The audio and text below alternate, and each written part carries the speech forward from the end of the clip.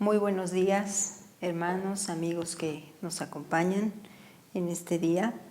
Agradezco a Dios por sus vidas y por la disposición que tienen de tener comunión a través de la distancia, para que juntos podamos rogar al Señor que siga hablando en nuestras vidas, que podamos también alabar su nombre y bendecir al Señor, y que el Señor siga haciendo su obra perfecta en cada uno de nosotros. Gracias a Dios, hermanos. Ahora quiero pasar a un preludio que nos va a interpretar nuestro hermano Samuel. El preludio es en Do mayor, BWV 933 y es interpretado por nuestro hermano Samuel. Es de Johann Sebastian Bach. ¿Sí? Vamos a escucharlo y preparemos nuestro corazón y nuestro ser para bendecir a nuestro amado Señor.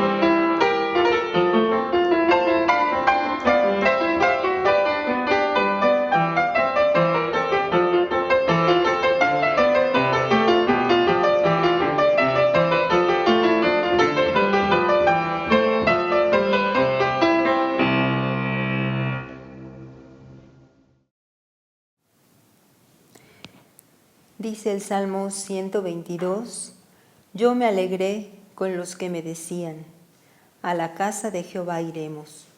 Nuestros pies estuvieron dentro de tus puertas, oh Jerusalén.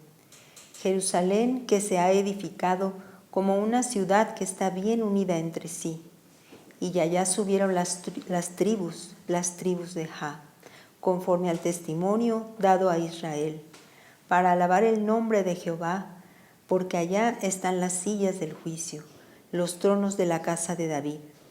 Pedid por la paz de Jerusalén, sean prosperados los que te aman, sea la paz dentro de tus muros y el descanso dentro de tus palacios. Por amor de mis hermanos y mis compañeros, diré yo, la paz sea contigo. Por amor a la casa de Jehová nuestro Dios, buscaré tu bien.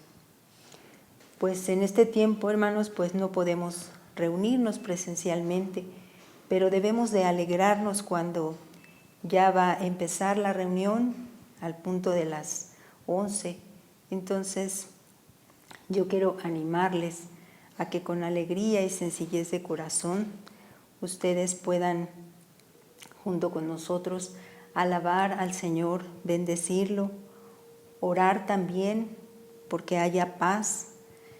Dice aquí, por amor de mis hermanos y mis compañeros, diré yo, la paz sea contigo.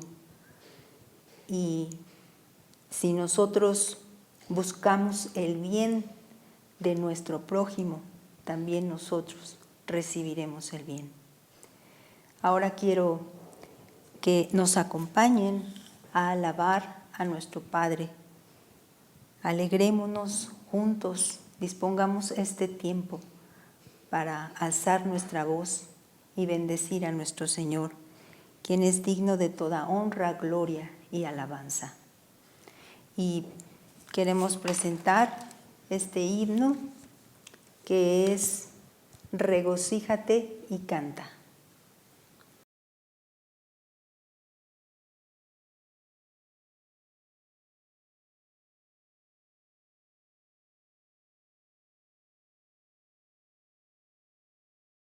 Regocíjate y canta, oh moradora de Sión. Regocíjate y canta, oh moradora de Sión. Porque grande es, porque grande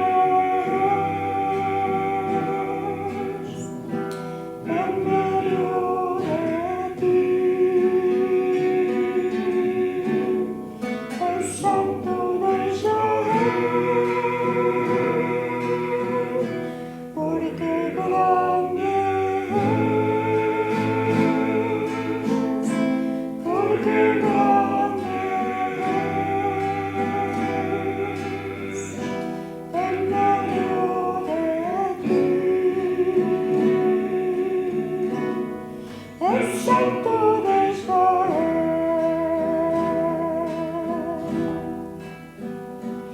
Regocíjate y canta, oh moradora de Sión.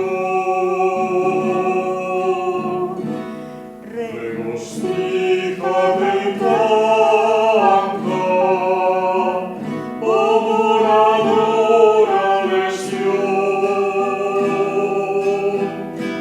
Porque grande es, porque grande es, en medio de ti, el Santo de Israel, porque grande es,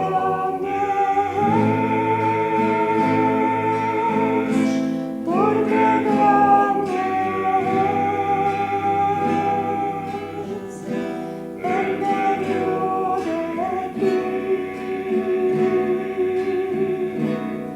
el Santo de Israel.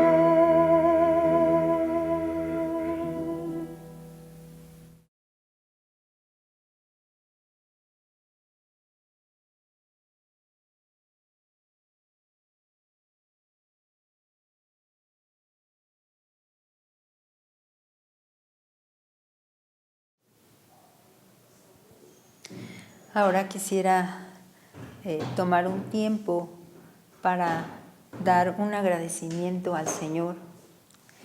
Quiero que alabemos al Señor y nos gocemos junto con nuestra hermana Yes Mata. Ella nos compartía que a su hermano le hicieron una operación porque él tenía un tumor en su cerebro. Y ella está muy agradecida al Señor porque el Señor permitió que lo operaran después de un largo tiempo. Y pues ella está muy contenta porque él ha salido bien de la operación. Él puede ver, puede moverse.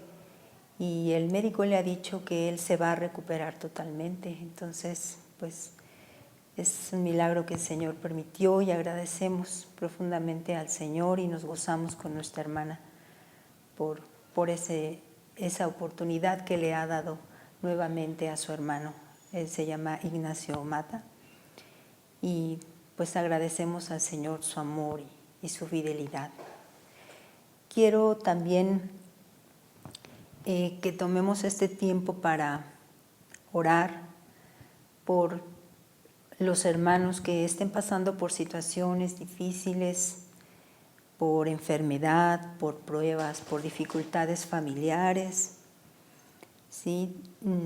Que también podamos orar e interceder por la iglesia, por fortaleza, también por la familia Rodríguez Bravo, nuestra hermana Lili. Su mami aún sigue pues mal, no la reportan bien, y queremos seguir intercediendo y que no olvidemos estar orando por ella y tratar de comunicarnos con Lili para saber cómo se encuentra su mami. También por la salud de nuestra hermana José Paz, también porque nuestro Señor avive nuestras vidas para poder servirle como Él espera, como Él lo quiere, hermanos, como Él nos demanda. Recordemos que ya nuestra vida no es nuestra, se la hemos entregado a Él. Entonces, el Señor en su palabra nos dice, nos pide que nosotros le sirvamos. Entonces, dispongamos nuestro corazón a estar rindiendo nuestra vida cada día a Él. También quiero decirles que si ustedes tienen alguna petición, alguna necesidad, pues nos pueden escribir, por favor, y vamos a estar orando y vamos a estar al pendiente de lo que ustedes escriban. Si ustedes me acompañan, quiero orar en este momento. Gracias, bendito Padre. Gracias porque sabemos que tú nos amas. Gracias, Señor, porque eres bueno, eres fiel. Y queremos decirte que nos dolemos con nuestros hermanos que están pasando aflicción, enfermedad, tribulaciones, problemas familiares o cualquier cosa, Padre Santo, que quiera robar su paz. Quiero suplicarte junto con mis hermanos que tú seas con cada uno de ellos, que tú hables a su corazón y les hagas sentir tu presencia. Sabemos, Señor, que tú nunca nos dejas, que tú te dueles, Padre, junto con nosotros cuando tenemos problemas, cuando estamos sufriendo, cuando tenemos alguna tristeza muy profunda. Gracias, bendito Padre, porque tú nos comprendes, tú nos entiendes. Queremos suplicarte por cada uno de nuestros hermanos que están pasando tribulación. Te ruego, Padre, que tú seas con ellos, que los fortalezcas, que animes su corazón, Señor, que su confianza la tengan plenamente en ti, Señor. Sabemos que con las pruebas nuestra fe es probada. Te ruego, Padre, por cada uno de mis hermanos, que su fe se fortalezca, que cada vez vaya creciendo, Señor, que sigamos amándote, que sigamos escudriñando tu palabra y conociéndote cada vez más.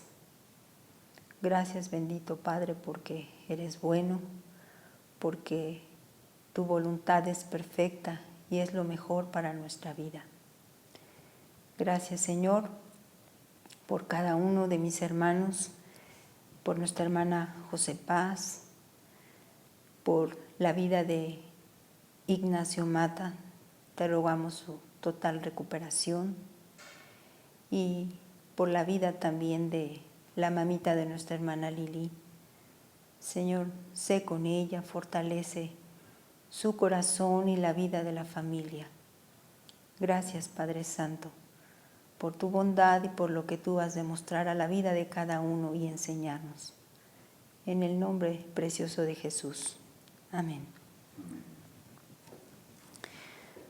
Bueno, pues agradecemos también a cada uno de ustedes sus diezmos, sus ofrendas, y si usted tiene alguna necesidad, alguna consejería que usted quiera hacerle a nuestros pastores, ellos están en la mejor disposición y usted puede comunicarse con ellos. Y pues quiero animarles también a que no dejen de reunirse. Sí, tenemos, como saben ustedes, las reuniones de los miércoles. Les animo a quien quizá no pueda reunirse, ver pues la grabación, puede usted volverla a ver si no pudo hacerlo en ese momento, y dispóngase a estar siempre presente en las reuniones, ahorita que tenemos todavía la libertad de hacerlo. Los miércoles, los domingos y también las demás reuniones que tenemos. La reunión de mujeres, que es cada 15 días a las 9:30. La reunión de jóvenes, que es los sábados a las 6 de la tarde. La reunión de los niños, que es a las 5 de la tarde todos los sábados. Y en las células, yo le animo, le sigo animando a que usted, si no ha estado usted participando de alguna célula, lo haga. Y en el boletín que está en Comunidad Apostólica, en ese correo, usted puede ver cuál es la célula que a usted le conviene, el día, la hora, y pues que usted pueda disponerse a participar de una de ellas. Pues agradecemos al Señor su misericordia, su amor, y quiero en este momento saludar a los hermanos que están conectados, los hermanos de la Ciudad de México, los hermanos de cualquier estado de la República Mexicana, nuestros hermanos de otros países. Pues quiero mandarles un abrazo fraterno, y cualquier necesidad, cualquier petición, les rogamos que nos escriban, por favor. También quiero animarles que si usted ha dispuesto en su corazón compartir algún mensaje para la iglesia que sea de edificación, de exhortación, de consuelo, lo haga. Tenga esa libertad de hacerlo. Si usted no quiere venir a este lugar por causa de la pandemia, o si usted quiere hacerlo, lo puede hacer. Pero si no, también puede usted grabar un mensaje y puede enviárnoslo, o puede mandar un escrito. Yo le animo a que si el Señor ha puesto algo en su corazón, nos comparta y así edifique a la iglesia. Ahora quiero dar la oportunidad al pastor para que él nos comparta el día de hoy el estudio. Adelante, por favor.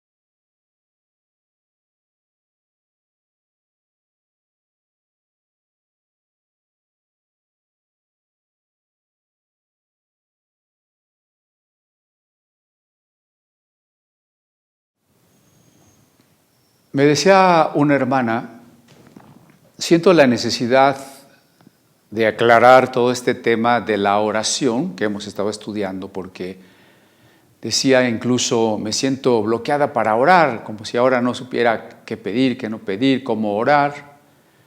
Bueno, esta expresión que seguramente puede sucedernos a varios, precisamente cuando estamos meditando sobre los errores en la oración, sobre otros aspectos no bíblicos con los que se ora, o incluso a veces supersticiosos, sí nos lleva a preguntarnos, y entonces, ¿cómo debo de pedir? ¿Cómo debo orar? De lo que voy a platicar hoy, quiero agradecer que han sido reflexiones a partir de preguntas y comentarios, reflexiones que esta semana varios hermanos me han hecho. Recuerde que tenemos cuando menos 2 semanas platicando de la oración en Lucas 18 y que en otros pasajes de Lucas también habíamos tratado ya de la oración. Pero quiero pues manifestar mi agradecimiento a los hermanos Luis Hernández, a Julio Rodríguez y a Juan Jacobo Pérez por sus observaciones o por sus preguntas que me han enriquecido para la meditación de hoy. Igualmente a las hermanas Araceli Velázquez, Raquel Villela, Estela Jaimes, Claudia Moreno y Columba Portillo, que también, gracias a través de sus preguntas y sus reflexiones, hoy abordaremos el tema.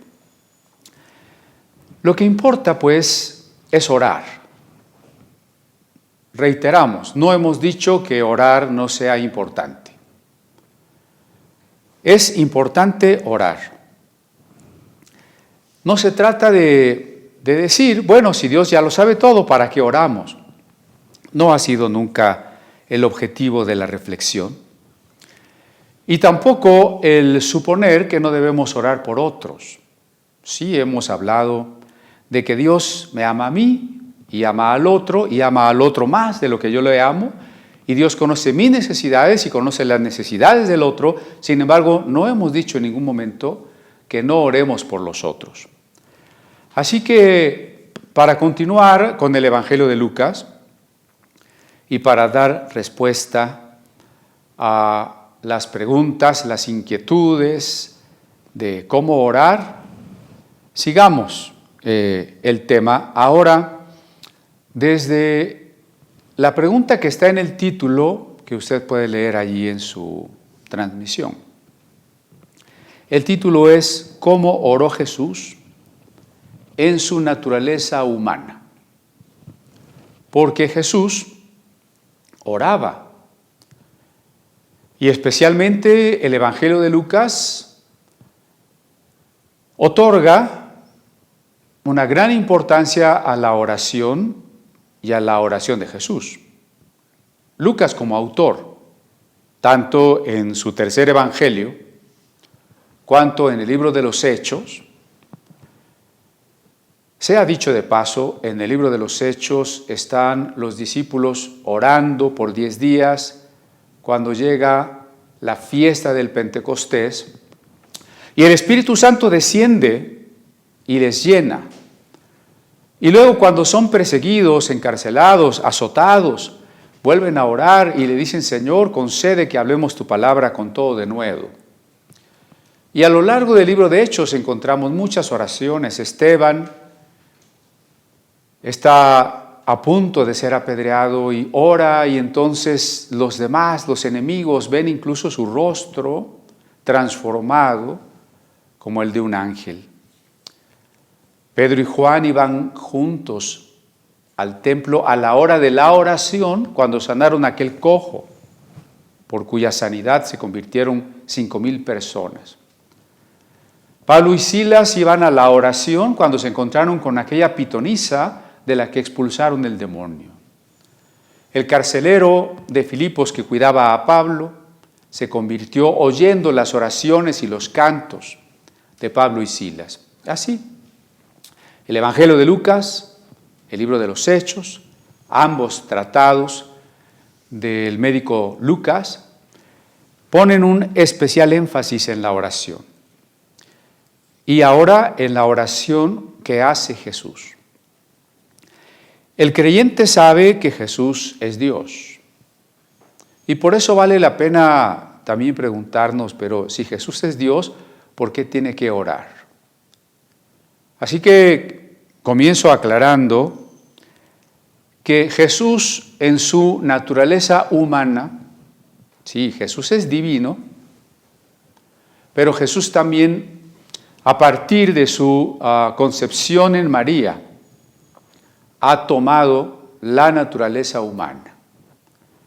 Nunca ha dejado de ser divino, pero la gloria y el poder de su divinidad han quedado escondidos, han quedado pendientes, para que Jesús pueda vivir en esta tierra como los demás hombres. Filipenses capítulo 2 nos dice que Jesús se ha despojado de su gloria y que se ha humillado y se ha hecho siervo entre los hombres. Así que Jesús ha venido en las mismas condiciones de todo ser humano, para ser tentado, para sufrir hambre, para sufrir cansancio, para tener que aprender la voluntad de Dios y en ese mismo sentido, para depender de su Padre y para orar.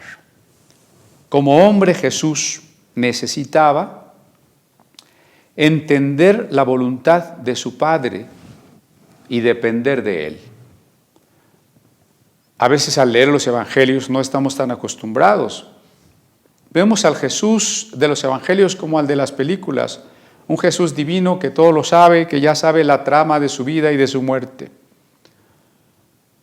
Pero si leemos con más atención los evangelios, nos quedará claro que Jesús es absolutamente humano y que en esa humanidad, sin pecado por supuesto, pero al igual que usted y yo, Jesús no puede saber el futuro simplemente porque sí. Jesús necesita, como necesito yo y como necesita usted, entender la voluntad del Padre, depender en todo lo que hace y en todo lo que decide, depender del Padre.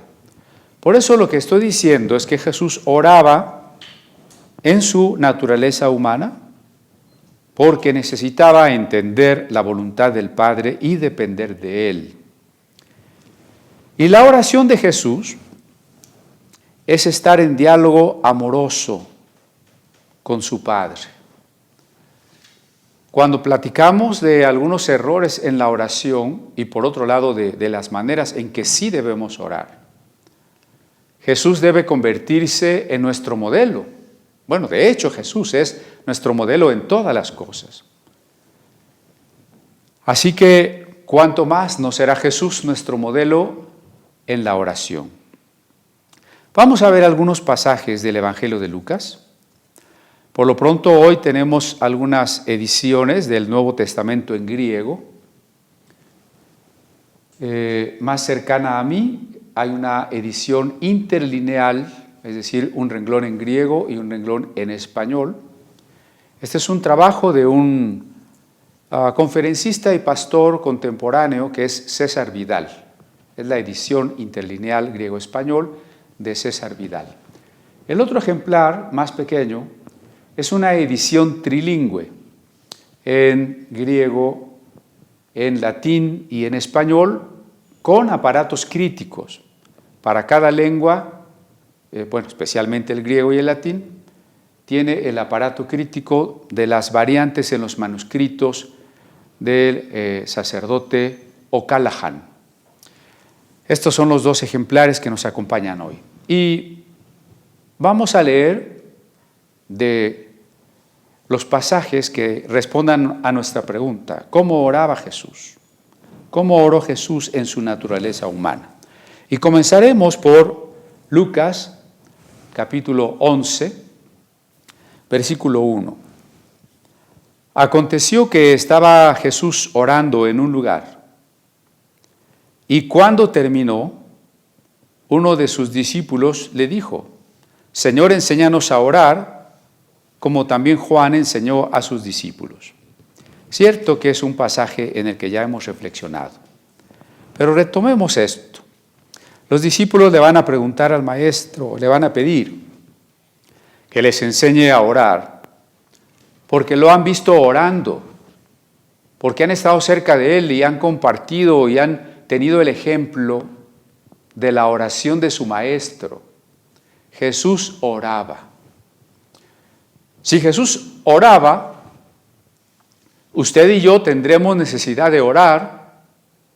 La respuesta es sí, por supuesto. Si Jesús oraba y Jesús tenía necesidad de orar, usted y yo tenemos gran necesidad de orar.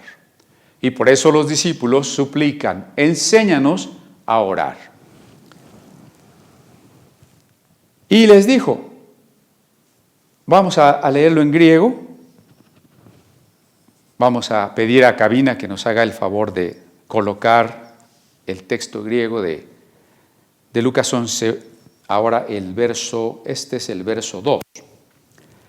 Υπεν αυτής, όταν προψύχεστε, λέγεται Πάτερ, αγιασίτω το όνομα σου, ελθέτω η βασιλεία σου, γεννηθήτω το θέλημά σου ως en ουρανό και επί της γης. Conocemos, es el Padre nuestro.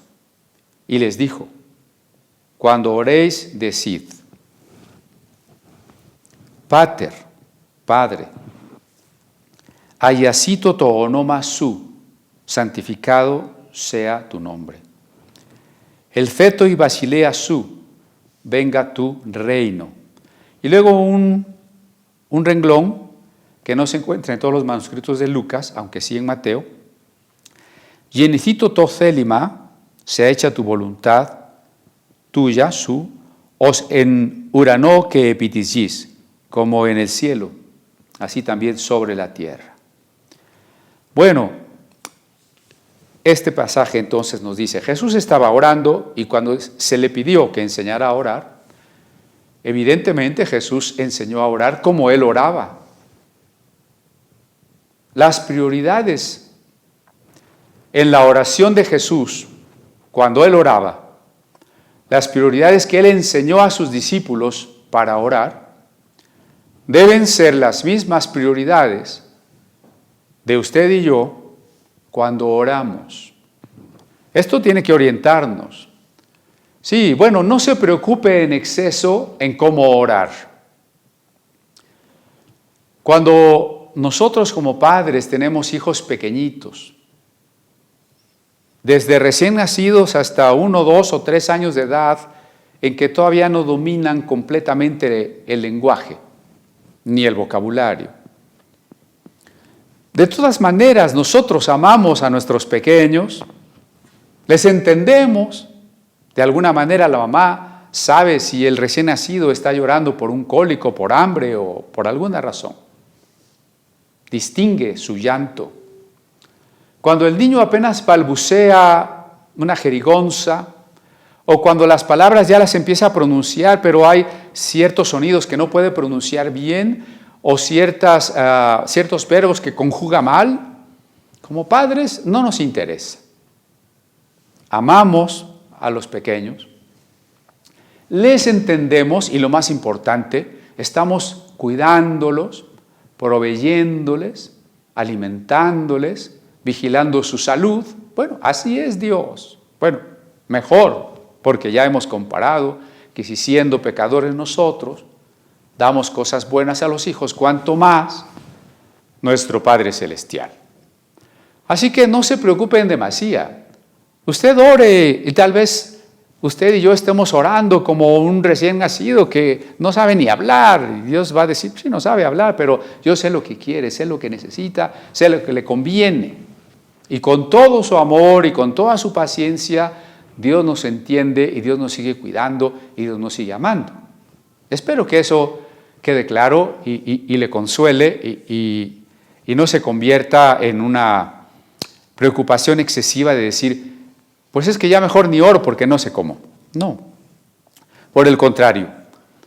Sin embargo, así como el niño va aprendiendo a hablar cada vez mejor, también aquí es posible que nosotros vayamos creciendo en la manera de orar. Por lo pronto, si entendemos cuáles son las prioridades que nuestra vida y que en nuestro corazón y que en nuestra oración debemos tener, estaremos creciendo. Porque, por supuesto, en la medida en que oramos, en una correcta comprensión de la oración, podemos disfrutar mejor la oración. Porque, como dije hace un momento y hemos estado subrayando, la oración es diálogo amoroso. Esas 3 prioridades, armonizando Lucas con Mateo, son la santificación del nombre de Dios, el deseo de rendirnos a la voluntad de Dios y el suplicar que su reino sea establecido. Por supuesto, estas oraciones no se tratan, como ninguna otra oración tampoco, de que yo pido como a la distancia, yo pido desde acá. Y porque yo pido que el nombre de Dios sea santificado, va a ser santificado. Y porque yo pido que su reino sea establecido, va a ser establecido. No, lo que quiero decir es que estas prioridades y estos motivos de oración tendrían que involucrarme de tal manera que cuando yo hago estas peticiones, el primero en anhelarlas y vivirlas y colocarse en disposición, soy yo. ¿Eso qué quiere decir? Sí, que yo digo, Padre, santificado sea tu nombre, pero que yo soy el primero que ama el nombre, es decir, la persona del Padre. Que yo soy el primero que hace algo para que el nombre de Dios sea conocido y el nombre de Dios sea respetado. Pero si yo solo estoy orando y repitiendo, santificado sea tu nombre, pero a nadie le hablo del nombre, a nadie le hablo de Dios. Si mi vida es una ofensa, un escarnio para el nombre de Dios, cuando todos los que no son cristianos me miran, entonces la petición no es coherente. Cuando yo digo, santificado sea tu nombre, eso significa que yo soy el primer compungido, el primer comprometido, el primero que anhela con intensidad profunda que el nombre de Dios sea conocido, respetado, santificado. Y cuando yo oro porque el reino de Dios sea establecido, yo tengo que ser el primero que reconoce que Jesús es el Señor y que yo soy el siervo y que yo soy el esclavo, y yo soy el primero que se postra a los pies de Jesús para que Él sea el Rey, no del universo, no del mundo, de mi vida, de mi hogar. Eso es lo primero, yo el primero. Y cuando digo, sea hecha tu voluntad, tengo que ser también el primero, porque no estoy pidiendo como si de manera mágica yo digo, sea hecha tu voluntad, y entonces yo lo pedí, y entonces Dios, de alguna manera, es desatado o respaldado por mí para poder hacer su voluntad, porque yo ya oré que sea su voluntad, entonces Él ya puede hacer su voluntad. De ninguna manera. Cuando yo digo, sea hecha tu voluntad, el primer sentido de esa oración es, Señor, en mí, hágase tu voluntad. Renuncio a mi voluntad, me postro a tu voluntad, cualquiera que sea, agradable, dolorosa, fácil, difícil, sea hecha tu voluntad. Muy bien, entonces partamos de este primer episodio donde Jesús nos está enseñando a orar,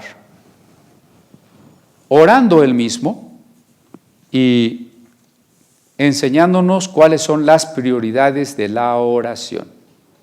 Ciertamente no vemos en este ejemplo de Jesús una larga lista de peticiones por todos los motivos que se nos puedan ocurrir. Tampoco vemos en esta intención de Jesús una manera de que cuando nosotros oramos por esto, entonces las cosas suceden porque nosotros oramos, sino una manera de invitarnos a involucrarnos, a ser los primeros en esta íntima comunión con Dios. Vamos a un segundo pasaje. En Lucas capítulo 3, la mayoría son pasajes que ya hemos visto, pero ahora solo estoy entresacando para integrar un tema de la oración de Jesús. Allá en Lucas 3 dice, aconteció, en el versículo 21, aconteció que cuando todo el pueblo se bautizaba, también Jesús fue bautizado. Sí, lo sabemos y lo hemos platicado, pero mire cómo termina el verso 21. Y orando, ¿orando quién? Pues Jesús, el bautizado. De este versículo subrayo eso, y orando. Jesús estaba orando. Cuando Jesús fue bautizado, Jesús estaba orando. Y cuando Jesús estaba orando, el cielo se abrió y descendió el Espíritu Santo sobre él en forma corporal, como paloma. Y vino una voz del cielo que decía: tú eres mi Hijo amado, en ti tengo complacencia. Al igual que en el capítulo 2 del libro de los Hechos, los discípulos están orando y entonces el Espíritu Santo desciende sobre ellos. Jesús en su naturaleza humana necesita orar y Jesús en su naturaleza humana necesita ser lleno del Espíritu Santo. Evidentemente en su naturaleza divina, Jesús está en comunión de sustancia, de poder, de eternidad con el Padre y con el Espíritu Santo. Pero como humano, limitado a nuestras condiciones, como humano que está a punto de ir al desierto para ser tentado, que está a punto de iniciar una tarea en la que hará milagros no por su poder divino, sino por su rendición humana al Espíritu Santo que le llena. Por eso, cuando Jesús es bautizado en agua por Juan el Bautista, orando, el Espíritu Santo le unge. Recuerde que la palabra Cristo significa ungido. Antes del bautismo Jesús no hace milagros. Después del bautismo Jesús comienza a hacer milagros. ¿Por qué? Porque en el momento en que es ungido por el Espíritu Santo, en este relato, ese es el momento en que comienza su oficio como Cristo. Él ya se llamaba Jesús, él ya era hijo de Dios, pero en el momento en que el Espíritu Santo le llena, él comienza su oficio como ungido, como Cristo. ¿Y en qué momento el Espíritu Santo le llenó? En el momento en que Jesús estaba orando. Y no porque oró tanto que mereció recibir el Espíritu Santo. Porque eso no es lo que sucede con nosotros cuando pedimos el Espíritu Santo. El Padre quiere darnos el Espíritu Santo. El Padre, por supuesto, quería llenar a Jesús del Espíritu Santo. La oración tiene aquí la función de entrega. Por eso hemos definido también a la oración como entrega. Además de las dudas que podamos tener de la oración y de las cosas que a veces no sepamos cómo pedir o que incluso pidamos mal, todo eso les dije ya, no se preocupe. Empecemos a poner mayor atención en las cosas que sí vamos comprendiendo. Cómo la oración es entrega, por eso digo, venga a tu reino. Como la oración es diálogo amoroso, por eso digo, sea hecha tu voluntad. Como la oración es íntima comunión y por eso digo, Padre, que tu nombre, que tu persona sea lo que todo mundo conozca. Bien, entonces, en Lucas 5:16, estamos ya más cerca del Pentecostés, 23 de mayo estaremos recordando el Pentecostés. Y yo quisiera que no pierda de vista que al igual que Jesús y que al igual que los apóstoles allá en el aposento alto, nos mantengamos en oración para entregarnos de tal manera que el Espíritu Santo no tenga estorbo en llenarnos. Le reitero que no estoy tratando de orar mucho para convencer al Espíritu Santo y finalmente, después de mucho orar, al final lo convencí de que viniera y me llenara. No es así. El Espíritu Santo ya vive en cada uno de nosotros. Pero ¿en qué nos beneficia la oración en la búsqueda de la plenitud del Espíritu?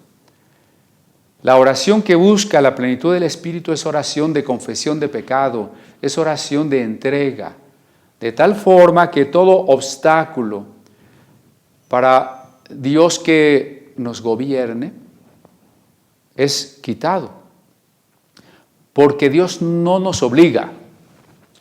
Si yo le digo a Dios, lléname, bendíceme, pero yo no quiero soltar un pecado, yo no quiero dejar de hacer algo que no es la voluntad de Dios, Dios me invitará, me hablará, me redarguye, pero no me obliga. El Espíritu Santo está allí a la espera de que yo, como Jesús, ore en una entrega total y entonces Él me llenará. En el siguiente pasaje decía Lucas 5:16.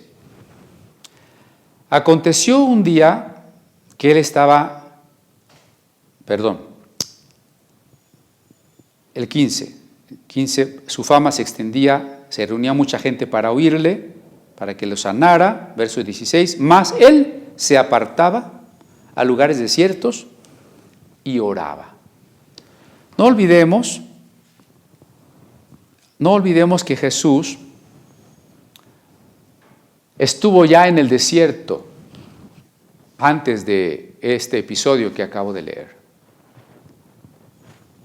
Pero todavía después de haber estado en el desierto y cuando ya las multitudes le seguían, cuando ya hacía milagros, cuando la gente le buscaba para que lo sanase, Jesús se apartaba a los lugares desiertos y oraba.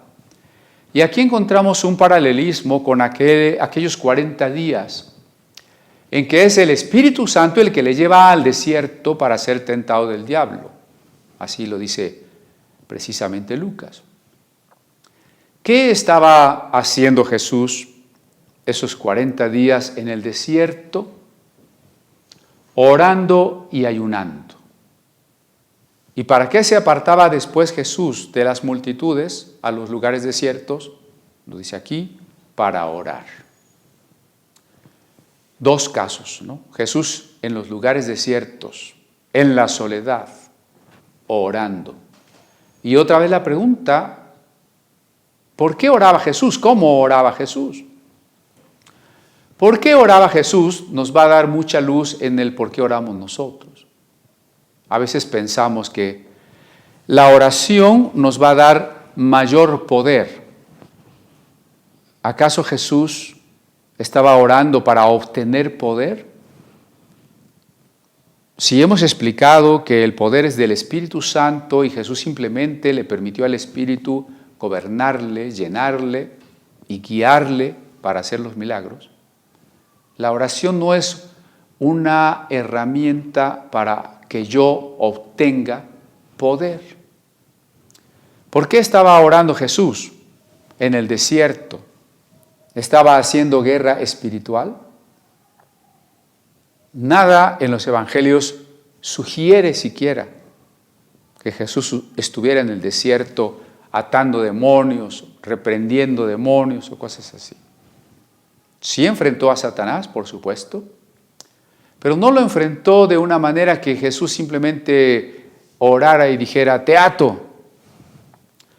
Lo enfrentó cuando Satán le propuso tentaciones. Es decir, hay una conciencia plena en Jesús sobre lo que el enemigo le ofrece, a lo que le invita. Y Jesús no responde con un simple te ato, te amarro, te reprendo, sino en primer lugar con la disposición de rendir su voluntad al Padre.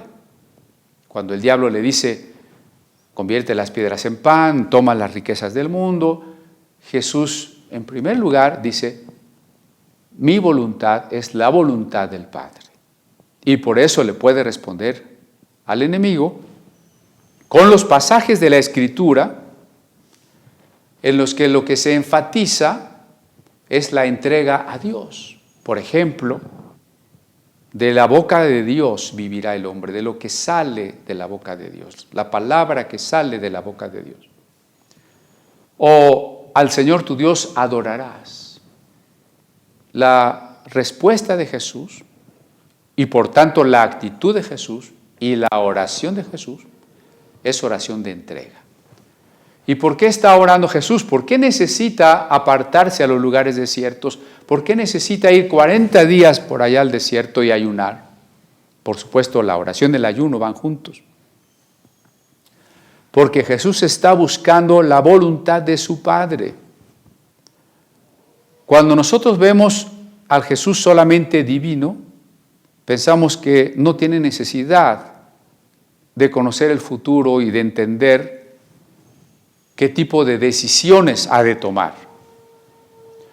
Cuando reconocemos que Jesús es plenamente humano, entonces nos queda claro que Jesús necesita ir entendiendo de su Padre, de la meditación de las Escrituras, de la voz del Espíritu Santo dentro de él, necesita ir entendiendo lo que el Padre realmente quiere.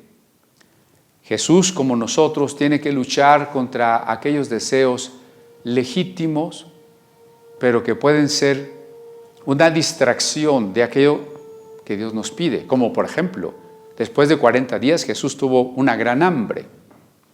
Eso podría haber sido una distracción, pero Jesús no puso sus ojos en ello, sino en lo que Dios le pidiera.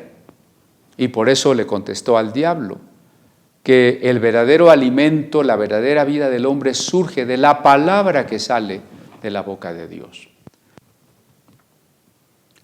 En esencia, pues, la constante oración de Jesús en estos lugares desiertos, en la soledad, tiene como propósito fundamental conocer profundamente, claramente, la voluntad de su Padre y, por supuesto, en cuanto Jesús va entendiendo esa voluntad, en cuanto el Padre a través de las Escrituras le va revelando qué tipo de Mesías ha de ser, Jesús va entregando su voluntad, Jesús va haciendo que sus decisiones coincidan con las de su Padre. La voluntad del Padre y la voluntad del Hijo se hacen una, pero valga la redundancia, se hacen una voluntariamente, porque Jesús en oración ha decidido que lo que el Padre desea es lo que Jesús desea, más allá de sus necesidades. El siguiente pasaje está en Lucas 6, en el verso 12. En aquellos días, él fue al monte a orar y pasó la noche orando a Dios. Jesús se va al monte, no porque los montes sean lugares especiales. Ahora está de moda suponer que desde los montes, en donde están las potestades demoníacas, hay que ir, subir, hacerles guerra y atarlos, incluso orar desde el monte hacia abajo para reclamar territorio para Dios.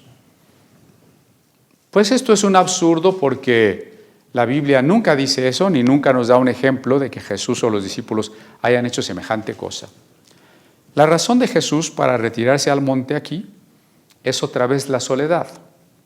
Los lugares desiertos en sentido literal, lugares de clima seco, o lugares desiertos como el monte, donde no están las casas, donde no están las personas, porque el punto es nada que nos interrumpa en nuestra meditación, en nuestra entrega.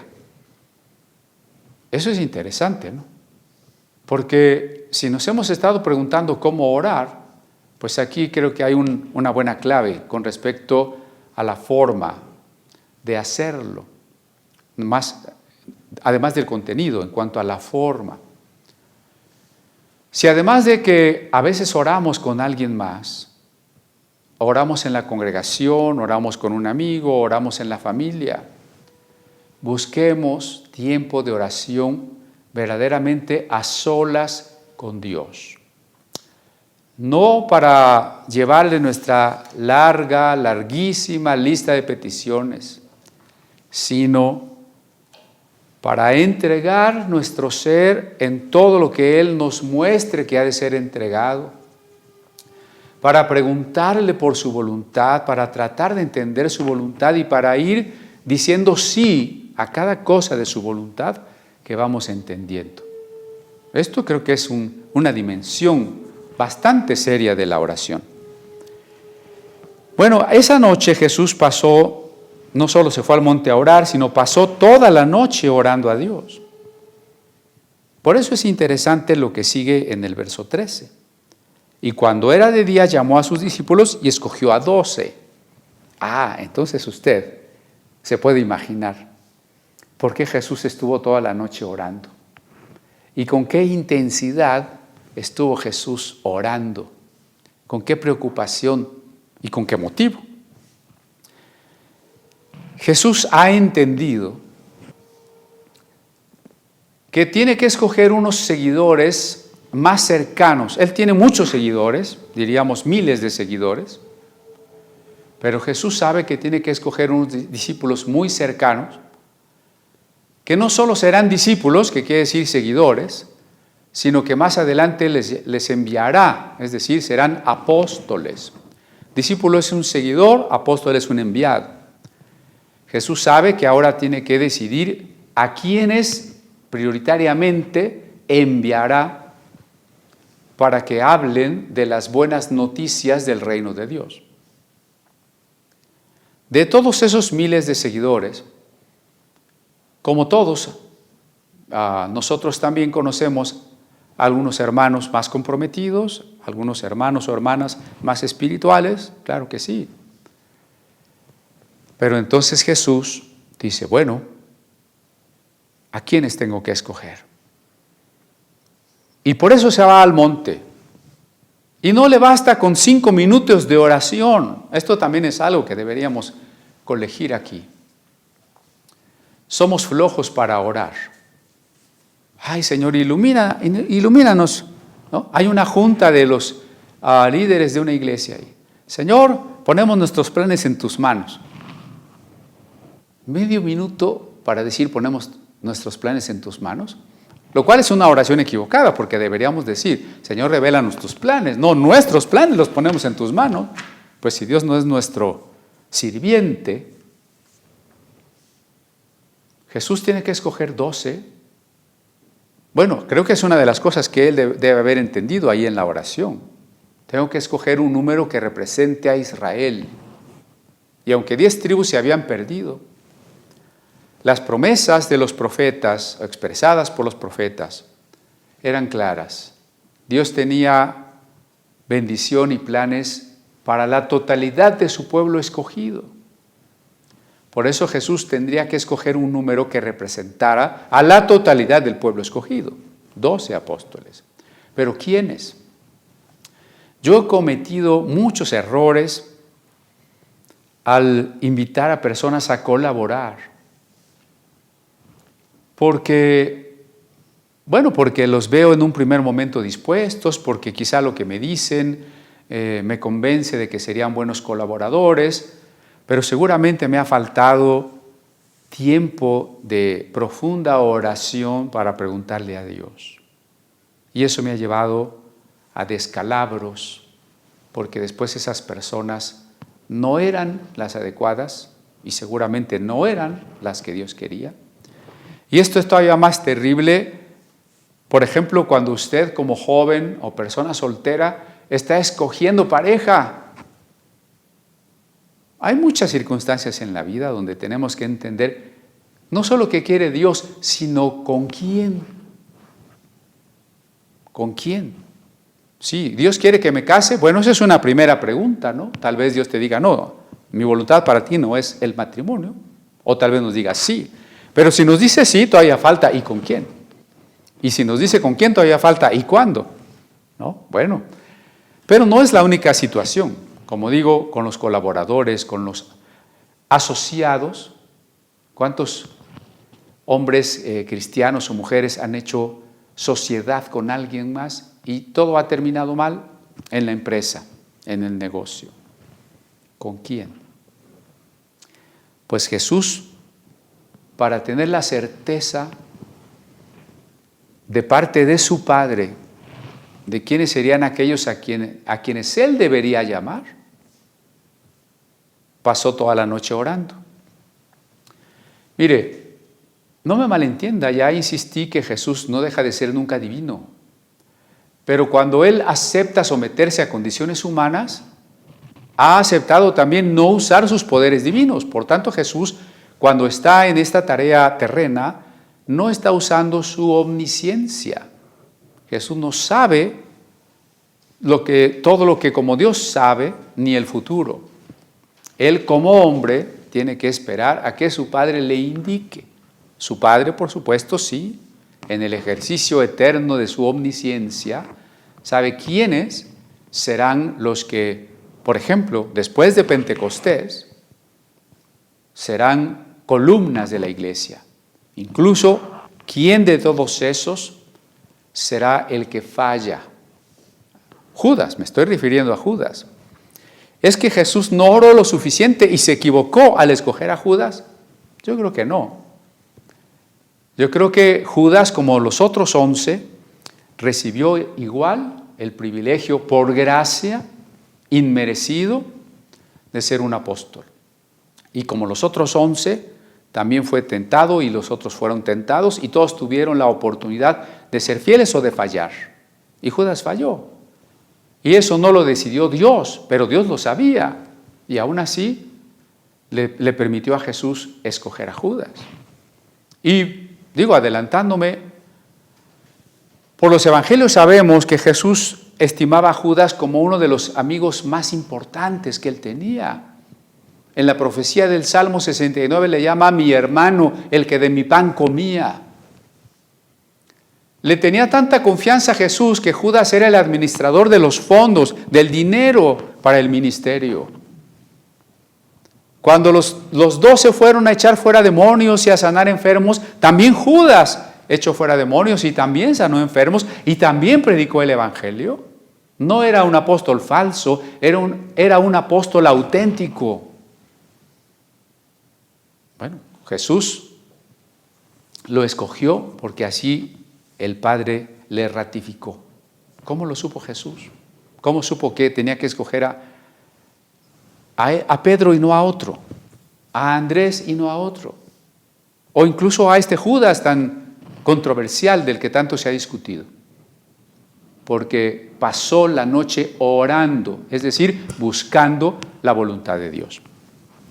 Bien, ahora vamos a Lucas 9, 18.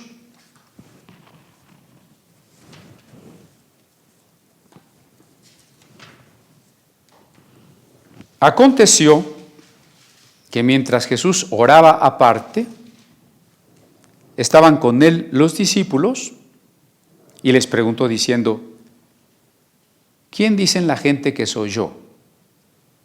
Noten, casi siempre hemos insistido en la segunda parte del verso, ¿no?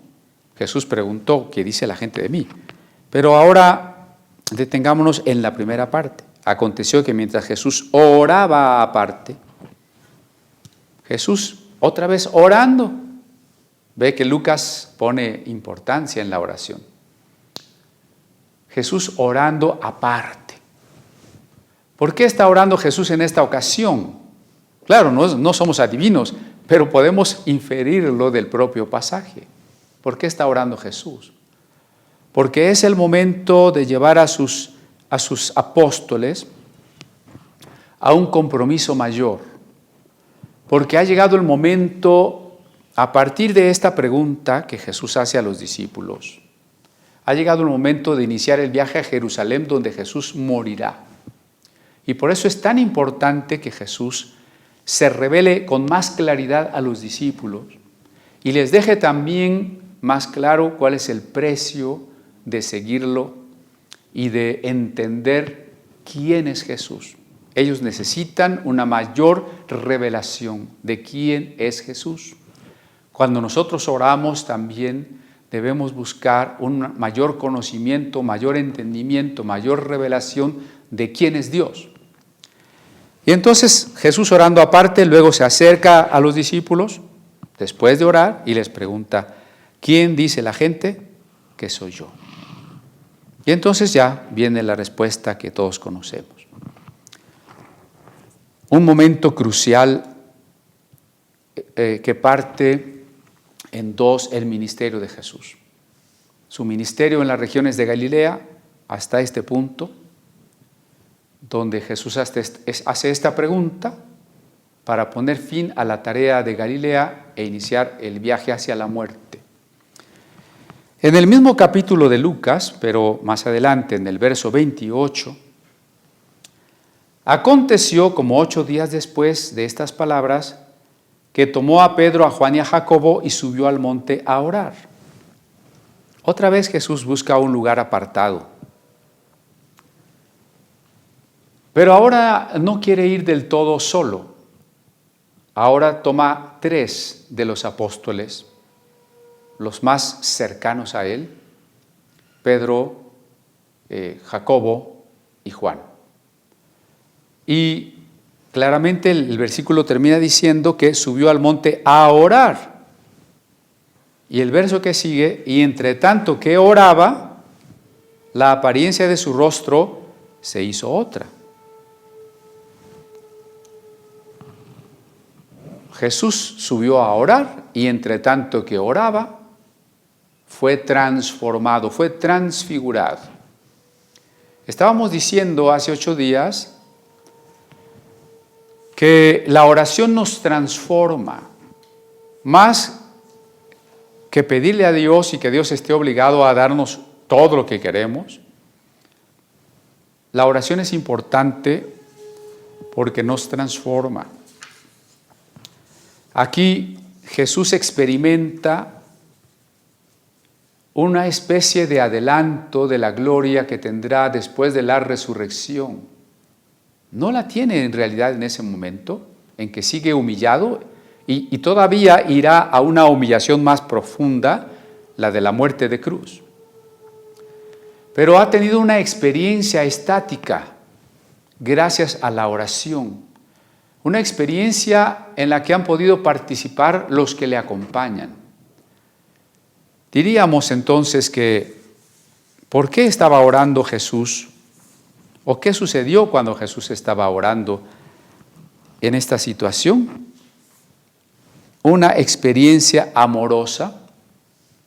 ¿Por qué digo así?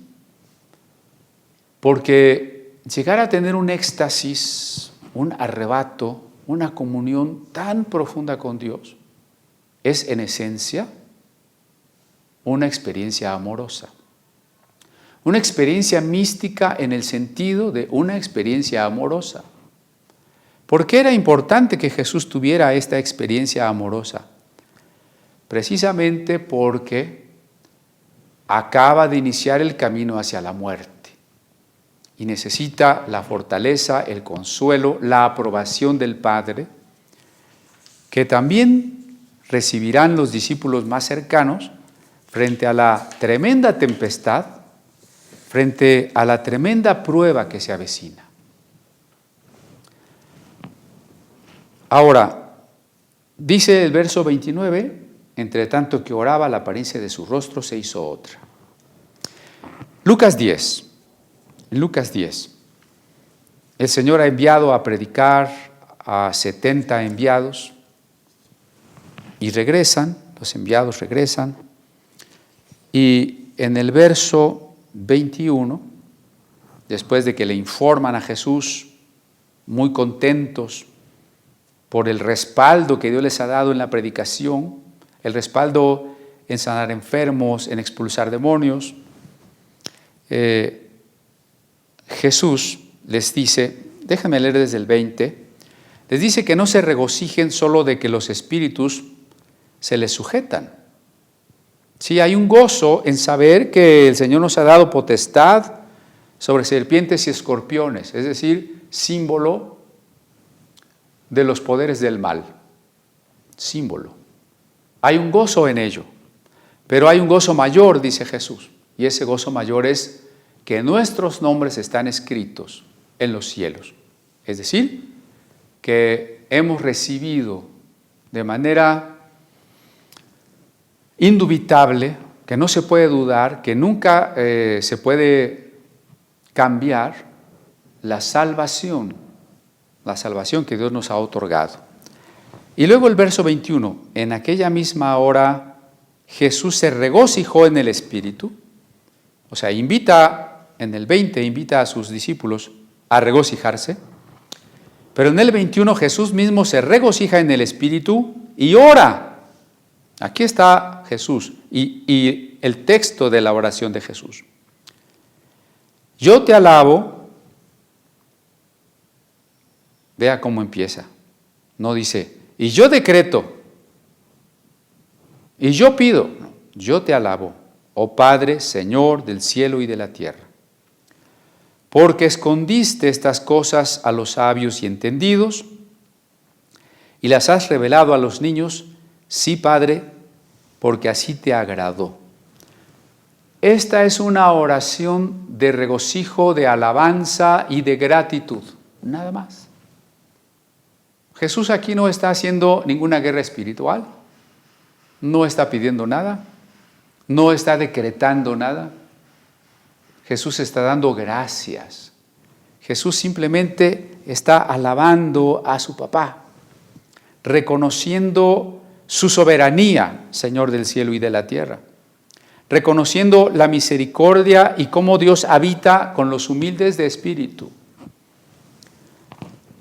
Ahora en Lucas capítulo 22, versículo 32, volvemos a mirar una alusión a la oración de Jesús. En el verso 32, Lucas 22, 32. Pero yo he rogado por ti que tu fe no falte, y tú, una vez vuelto, confirma a tus hermanos. Aquí hay una oración de intercesión de Jesús.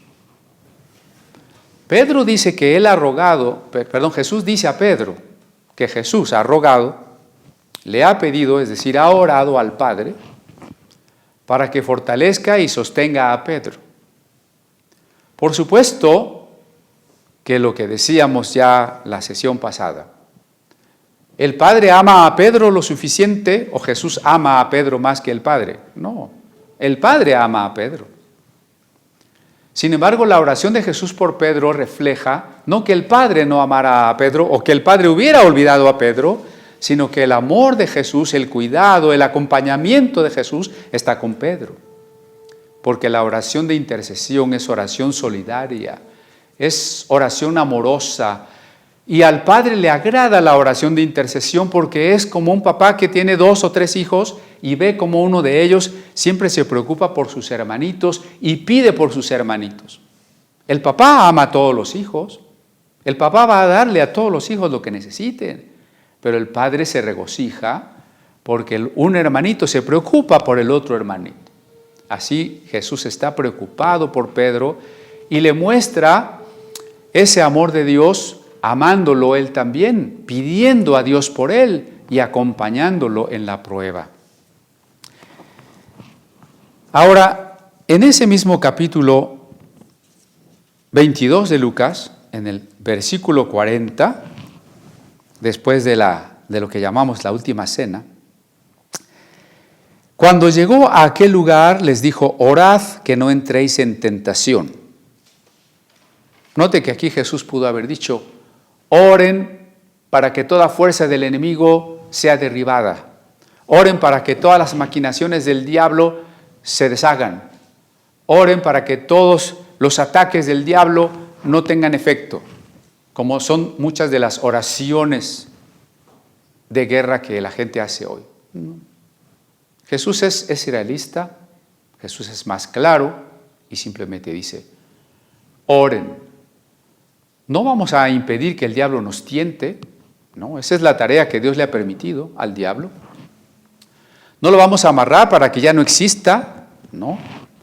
Simplemente Dios está pidiendo, o aquí Jesús está pidiendo que oremos para soportar la tentación, para que en esa oración estemos tan entregados a Dios que cuando la tentación nos invite, nosotros tengamos la fuerza para decir no.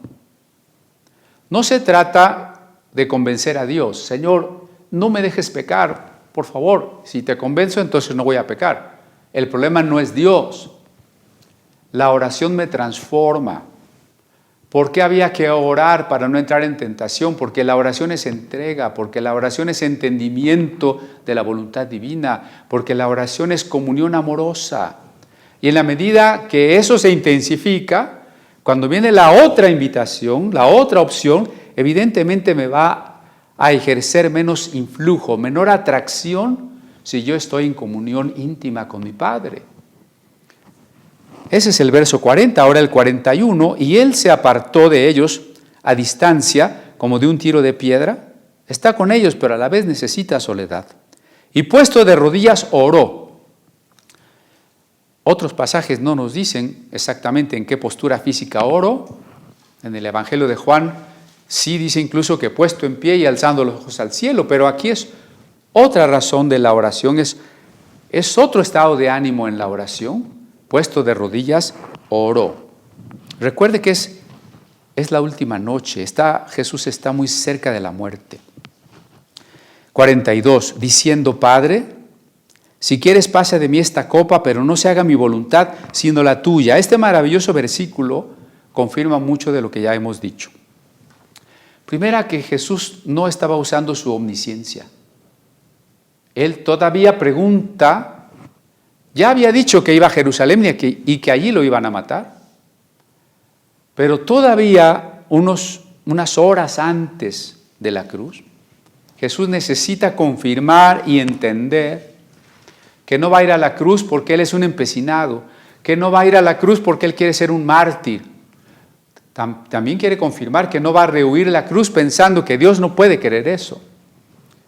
Jesús no está orando porque ha decidido no ir a la cruz o porque desea ir a la cruz. Jesús está orando porque quiere entender la voluntad del Padre. Y lo que sea la voluntad del Padre, eso es lo que Él también deseará. Si la voluntad del Padre hubiese sido que no fuera la cruz, Jesús hubiera asumido ese camino. Y si la voluntad del Padre era la cruz, entonces Jesús aceptaba la cruz. Por eso está allí con esta petición. ¿Cuál es la petición de Jesús?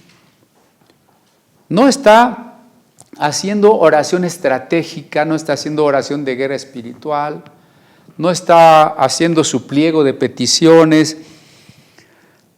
No sé qué decirle. Jesús está haciendo la pregunta que vimos en el Padre Nuestro, ¿no? Si tú quieres, Padre, pero no se haga mi voluntad, sino la tuya. Y en el verso 44, estando en agonía, oraba más intensamente. La oración no es una cuestión superficial, no es una cuestión sencillita.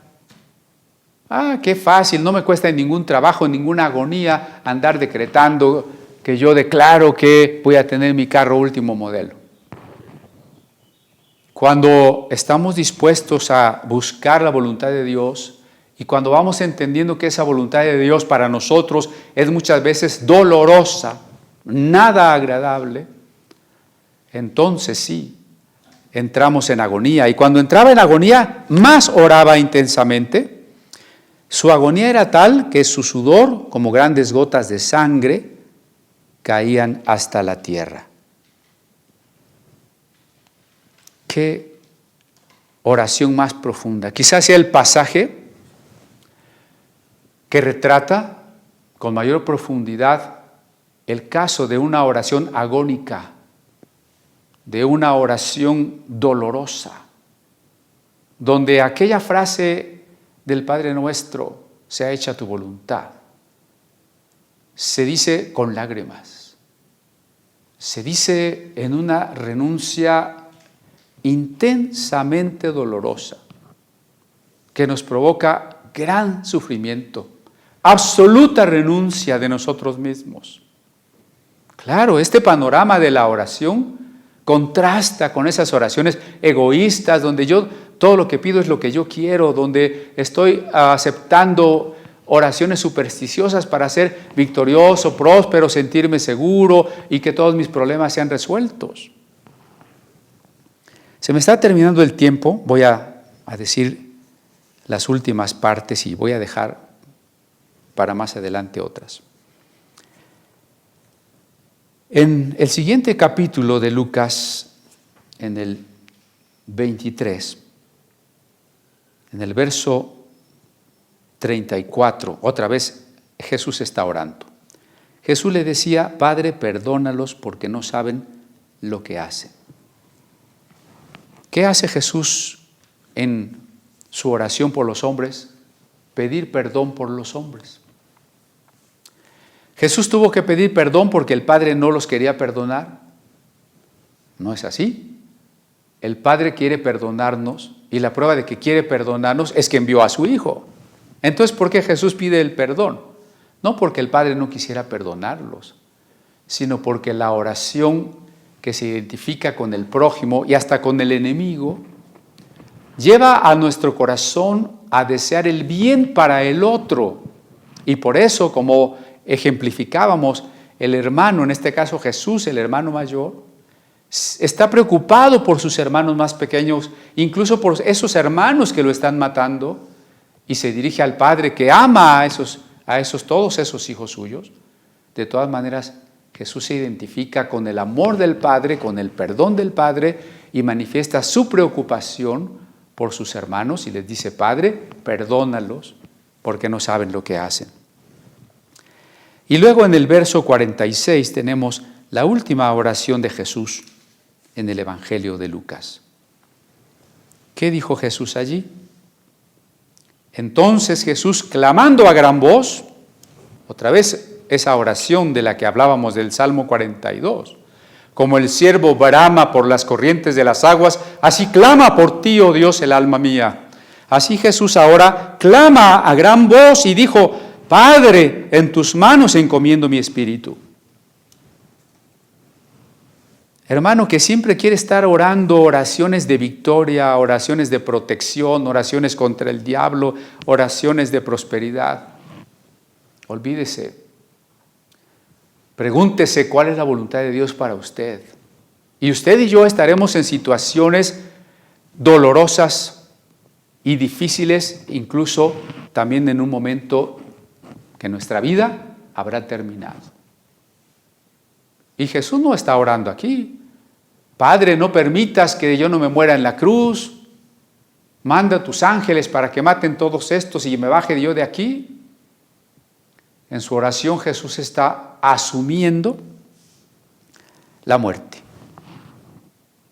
en esperanza, por supuesto, pero aceptando la muerte. Porque en esta pandemia que nos ha asolado, muchos de nuestros familiares han muerto y seguramente, yo creo que todos, estaban preocupados y tal vez esperanzados a la sanidad divina. Ninguno estaba diciendo: bueno, sí, ya me quiero morir, Señor, te pido que ya me muera. La mayoría estaba diciendo: Señor, sálvame, sáname. Y en muchos casos no fue así. Nosotros o nuestros seres amados, amigos cercanos, familiares, vamos a morir. Algunos, digo, acaban de morir. Otros no, estamos en riesgo porque esta pandemia sigue y por muchas otras razones estamos en riesgo. Y cuando ese momento llegue, no tenemos que rehuirle a la muerte. No tenemos que esperanzarnos falsamente a que Dios siempre nos va a sanar y siempre Dios nos va a librar de los enemigos y de todo peligro. No usemos mal los salmos. Si hay salmos que dan esa idea de que Dios nos guardará de todos los peligros y enemigos, sí, pero también hay salmos de lamento donde el salmista habla de cuánto sus enemigos lo han afligido y lo han destruido y lo han aplastado. Y no se olvide que los salmos son poesías y que los salmos son símbolos y que los salmos son profecía cristológica. Así que cuando Jesús estuvo en la cruz, recitó un salmo, ¿recuerda? Elí, Elí, lama sabactani. Oración también de Jesús. Jesús recitó ese salmo. Y entonces, ¿por qué Jesús no recitó otro salmo? ¿Por qué no se le ocurrió recitar un salmo de esos de protección contra los enemigos? No. Jesús recordó el Salmo 22.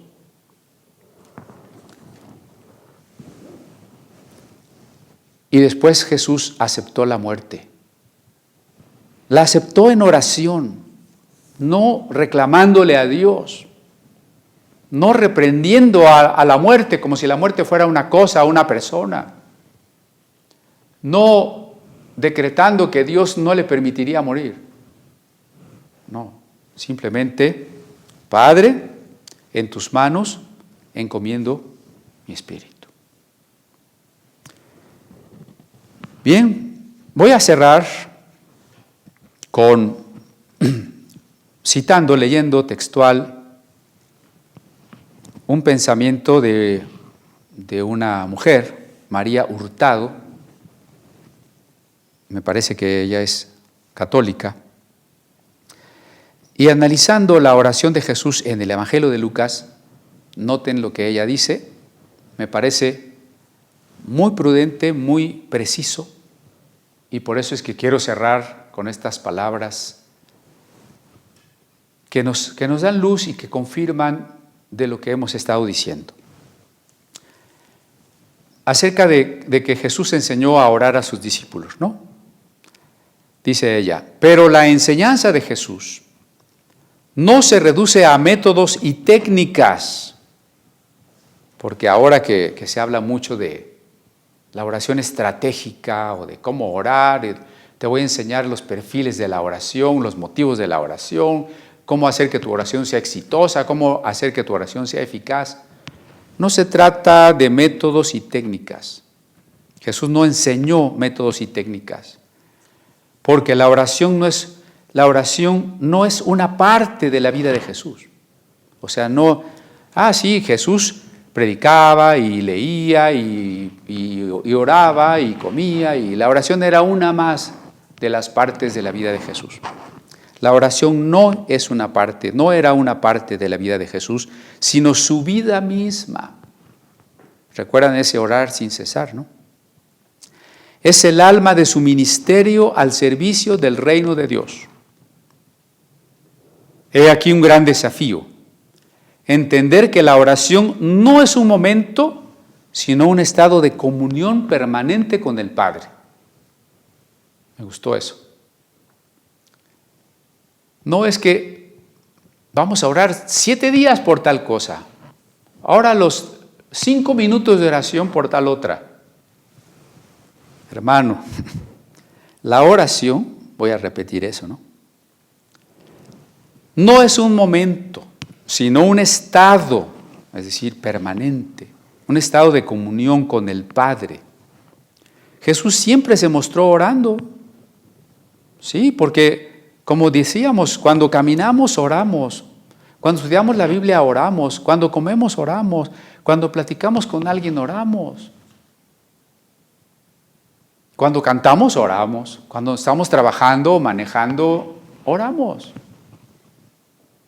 Es un estado permanente de comunión.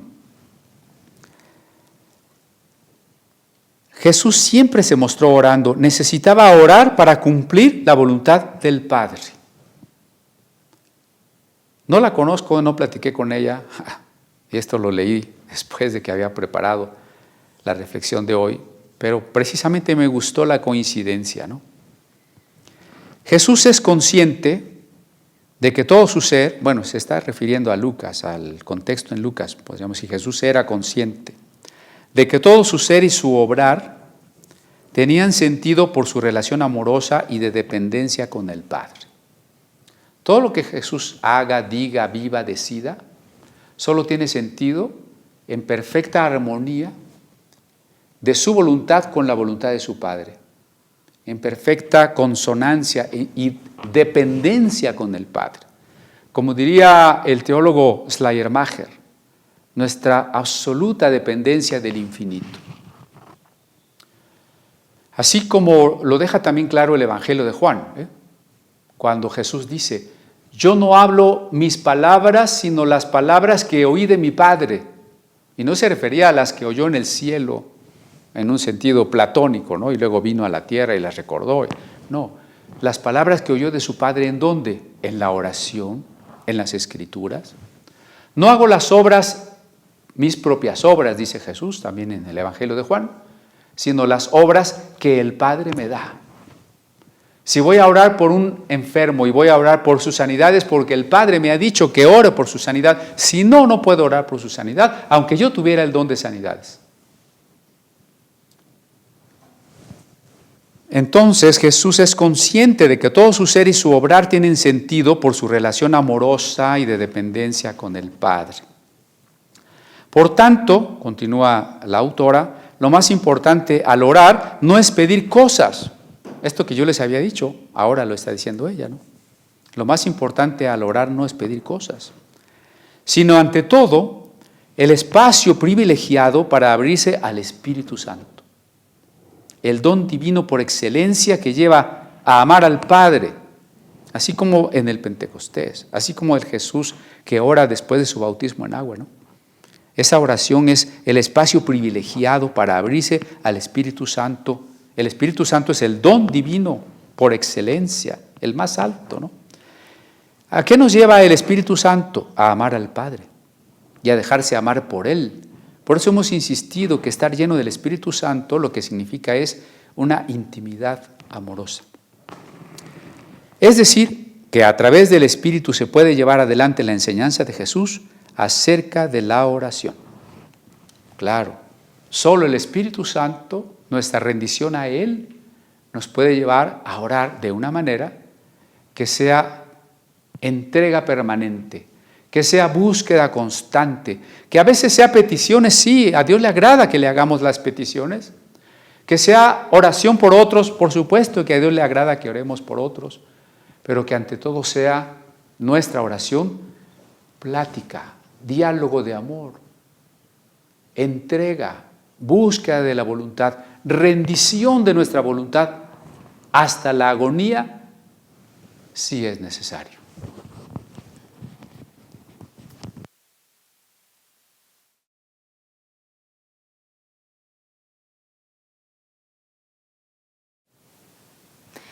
Hermanos, no tengamos en poco esta palabra que hoy hemos escuchado.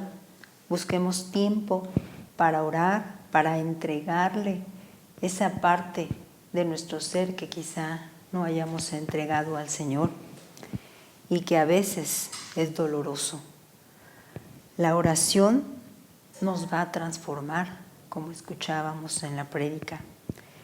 Necesitamos esa comunión amorosa con nuestro Padre amado. La necesitamos como el ciervo que necesita el agua para sobrevivir. Yo les animo y les invito a que estemos orando al Señor. Hemos escuchado de que varias formas podemos orar. Entonces, yo les animo a que vuelvan a escuchar la prédica y que pongamos atención. Esto es algo muy importante que va a demostrar cuánta dependencia tenemos a nuestro Señor. Ahora quisiera que fuéramos al último canto que lleva por título Maravilloso es. Adelante, por favor.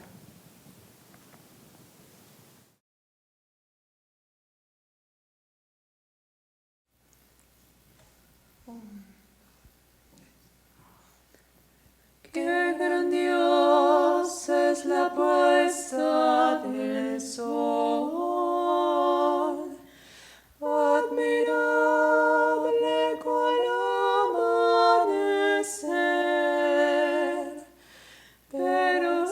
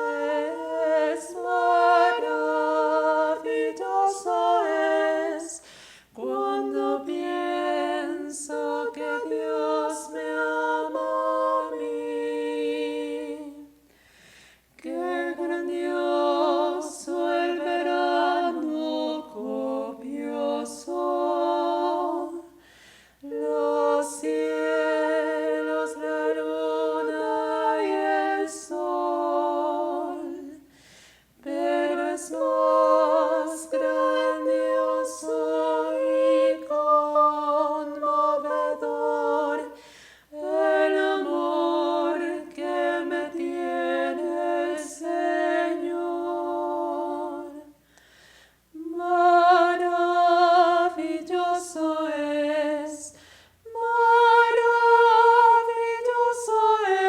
es, cuando pienso que Dios me ama a mí.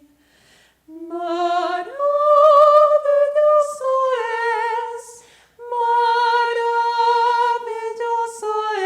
es, cuando pienso que Dios me ama a mí.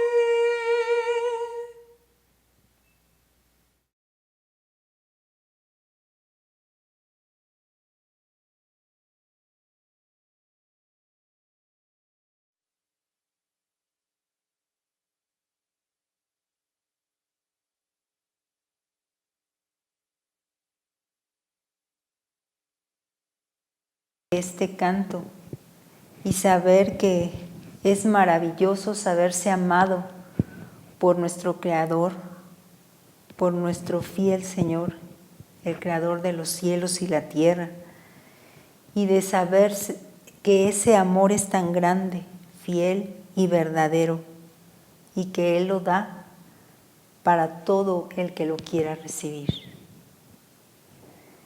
Pues damos gracias a Dios porque Él nos ha permitido reunirnos, y les sigo animando para que no deje usted de reunirse. Aprovechemos este tiempo para estar juntos, aunque sea a la distancia, y sigámonos procurando cada uno, ya sea mandando un mensaje o una llamada, para saber de nuestros hermanos. Quizá hace mucho que no sabe usted de algún hermano, alguna hermana, cómo están. Aprovechemos este tiempo para comunicarnos y saber de ellos y ver sus necesidades y estar orando unos por otros. Acompáñeme a hacer una oración para terminar esta reunión. Gracias, bendito Padre, porque podemos experimentar tu amor cada día. Gracias porque de una y mil formas, Señor, tú te muestras a nuestra vida. A pesar de tener dificultades, problemas, sabemos que tú estás presente, Señor, aún en ello. Queremos agradecerte tu misericordia, tu fidelidad, Señor. Sigue obrando en nuestra vida y que podamos tener una dependencia total a ti. Que podamos darte nuestra vida, Señor, anhelar esa comunión amorosa cada día, a cada momento, en donde quiera que estemos, Padre. Ayúdanos a obedecer y a hacer tu voluntad. Gracias, bendito Dios, por tu preciosa palabra que este día nos has permitido escuchar. Que tu Espíritu Santo siga recordándola y que nosotros seamos obedientes y dispuestos, Señor, en todo momento a tener esa relación amorosa contigo cada día. Que no nos olvidemos de ello ni de nuestros hermanos, Padre, de estar intercediendo unos por otros. Gracias por tu fiel amor, Señor, en el nombre precioso de tu Hijo Jesús. Amén. Pues estamos despedidos. El Señor les bendiga.